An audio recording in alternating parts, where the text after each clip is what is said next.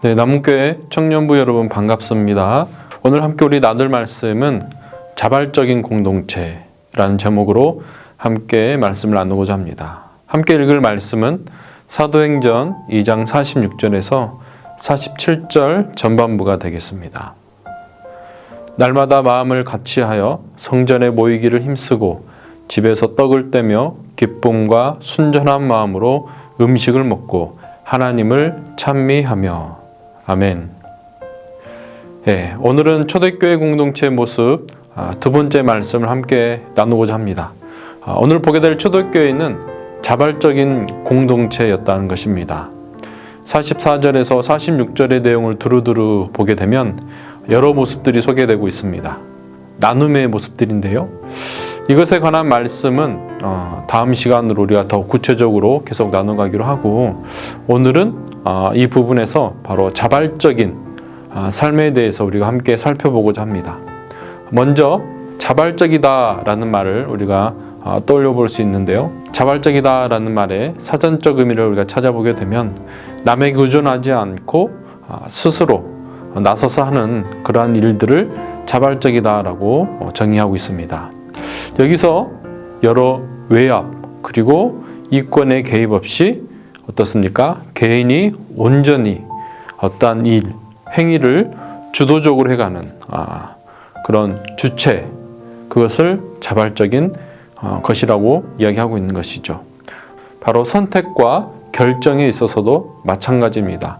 자발적으로 또 주도적으로 주체적인 그러한 선택과 결정을 해나가는 것이죠. 하지만 오늘 본문을 보게 되면 자발적으로 내어놓기 쉽지 않은 그런 모임 그리고 그런 나눔들이 이루어지고 있는 것을 보게 됩니다. 오늘날 우리의 상상을 뛰어넘는 어떻게 보면 그러한 신앙 공동체의 삶을 살고 있었던 것이죠. 어떻게 이런 공동체가 형성될 수 있었을까 우리가 생각하게 됩니다. 그리고 그것에 대해서 어떠한 이익을 주었길래 이 사람들이 이런 공동체의 마음을 향하고 있었을까 생각해 볼 수 있습니다. 거기에서는 어떻습니까? 재산을 수십 배로 불러주거나 또 사회적인 권력과 명예를 주는 것도 아니었습니다. 모이면 어떻습니까? 자신의 시간이 소모되고 나누면 자신의 재산과 삶이 더 궁핍해질 수도 있었던 것이죠. 일부 학자들은 이 자발성에 대해서 다음과 같이 이야기하는 부분도 있습니다. 예수님의 재림이 금방 이루어질 것이다 라는 그런 신앙이 시기적으로 강했던 때가 바로 초대교회 시대이죠. 그렇다면 세상에 대한 소유에 대한 것에 대해서 어떻겠습니까? 어떻게 보면 의미를 두는 게 약화됐던 그러한 어떤 공동체 의식이 있었을 것이다 라는 것입니다. 따라서 소유욕을 버리고 재림을 준비하는 그런 공동체로 기꺼이 나설 수 있었을 것이다 라고 일부 학자들이 또 학술적인 견해들을 내놓기도 합니다. 어떻게 보면 조건부 나눔입니다. 크게 모순되지 않는 그런 주장이기도 합니다. 하지만 조건부적인 이런 공동체로서의 모든 것을 해석할 수는 없는 것이죠. 사실 이런 일들이 우리 21세기 현재의 삶에도 일어나고 있습니다. 바로 사이비 종파들의 접근 방식이 그러한데요. 이들은 여러분도 알다시피 결과적으로 많은 문제들을 낳고 있습니다. 교회 및 기독교에 대한 반감을 조장하고 또 우리의 가정과 교회 공동체를 파괴하고 또 개인의 삶과 생명까지도 위협을 주는 그런 사이비 단체들의 모습을 보게 되는데요. 이들의 문제는 이처럼 여러 가지이지만 오늘 주제와 우리가 빗대어 보았을 때 사이비는 어떻게 보면 자발성이 결여된 공동체라는 것을 보게 됩니다. 즉 초대교회 공동체와는 좀 다른 모습을 사이비 공동체가 갖고 있는 것이죠. 즉 그들은 조건부 공동체인 것입니다. 또한 잘못된 교리와 구원론은 물론 교주를 신성화하는 그런 분위기에 압도되어 개인의 자발성이 발휘되지 못하고 있는 것이죠. 초대교회 공동체의 목적에도 분명히 구원은 속해 있습니다. 하지만 그들이 구원만을 위한 수단으로 나아갔던 그런 조건부적인 공동체였다면 오늘날 우리가 이렇게 초대교회 공동체를 보면서 언급하거나 배워야 한다라는 이러한 목적들을 잃어버렸을 것입니다.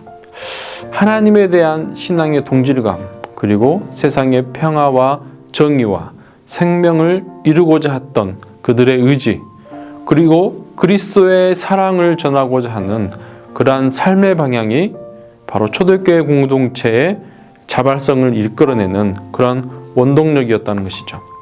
이런 의미에서 오늘날 교회 공동체들 안에서 자발성이 점점 사라져가는 그런 안타까운 모습들을 보게 됩니다. 이것은 바로 의식이 사라진 것도 있겠지만 우리의 일상이 먹고 사는 문제와 맞물려서 교회 공동체에 할애해야 할 그런 시간들이 부족한 그런 여건들도 아마 있을 것입니다. 그런 사회적 영향도 있다는 것이죠. 하지만 생각해 봅시다. 세상에 치우쳐져 그리고 세상이 추구하는 삶을 우리가 살아갔을 때 얼마나 그 삶이 피곤한 삶이고 때로는 공허함을 느끼게 되는지 말이죠. 때론 넘사벽이라는 그런 세상의 벽에 좌절을 맛보기도 하는 것이 바로 세상의 삶이기도 합니다. 이러한 세상의 상처 속에서 우리는 여전히 어떻습니까? 무언가를 찾고 또 무언가를 의지하고 싶은 그런 마음이 들기도 합니다. 즉 세상의 상처 속에서 여전히 우리에게 필요한 것은 교회 공동체가 주는 그런 하나님의 사랑 또 그런 가르침일 것입니다. 다시 말해서 우리가 자발적으로 우리의 삶을 하나님께로 그리고 교회 공동체로 돌려야 되는 이유가 바로 우리 삶 속에 있는 것이죠. 끝으로 자발적인 공동체가 주는 유익을 오늘 말씀이 담고 있습니다. 기쁨과 순전한 마음이라는 그런 결과를 준다는 것입니다. 이 역시 공동체를 살아가게 하는 이유가 됩니다. 자발적일 때만큼 의미 있는 결과를 만들어내는 일도 없습니다. 전주 남교회 청년 여러분, 조금 더 우리가 적극적인 자세로 자발적인 신앙이 이루어지는 그러한 공동체를 우리가 만들어 나가기 위해 노력해 주시기를 간구합니다. 그렇다면 우리에게 세상이 줄 수 없는 그 큰 기쁨과 유익이 우리의 신앙생활 가운데 함께한 우리 공동체 가운데 이루어질 것입니다.